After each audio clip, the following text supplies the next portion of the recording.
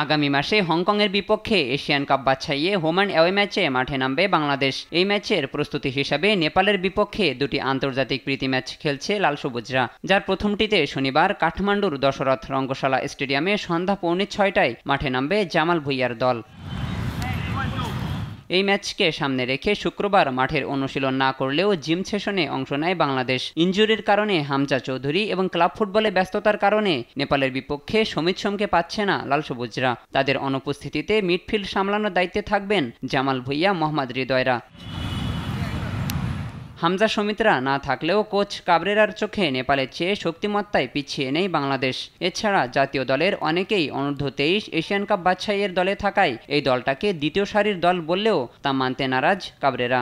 বাংলাদেশ হামজা নেই, সমিত নেই, অনেকে অনূর্ধ্ব 23 দলে আছে। সত্যি বলতে কয়েক মাস আগেও আমরা প্রায় একই দল নিয়ে উচ্চ পর্যায়ে খেলেছি। এই দলের 95% খেলোয়াড়ই ছিল 2023 সাফে। সেখানে আমরা দারুণ খেলেছি, তাই আমরা শক্তিশালী দল এনেছি, দ্বিতীয় সারির নয়। এই দল শক্তিশালী, আমরা কঠিন প্রতিদ্বন্দ্বিতা আশা করছি। এদিকে নেপালকে সমীহ করলেও নিজ দলের প্রতি আস্থা রাখছেন অধিনায়ক জামাল ভুঁইয়া। এখান থেকেই অক্টোবরে হংকংয়ের বিপক্ষে ম্যাচের জন্য আত্মবিশ্বাস সঞ্চয় করে নিতে চান তিনি।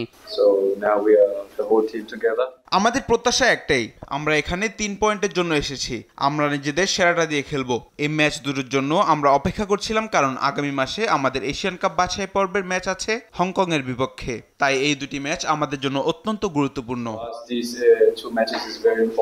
নেপালের বিপক্ষে সবশেষ দেখায় 3 গোলে হেরেছিল বাংলাদেশ। এই ম্যাচে সেই হারের প্রতিশোধ নেওয়ার সুযোগ থাকছে জামাল ভুঁইয়ার দলের সামনে। তবে সবকিছু পেছনে ফেলে হংকং ম্যাচের প্রস্তুতিতেই মনোযোগ থাকবে কাবরেরা শিষ্যদের। শাহিনুর আলম, স্পোর্টস ডেস্ক, দেশ টিভি।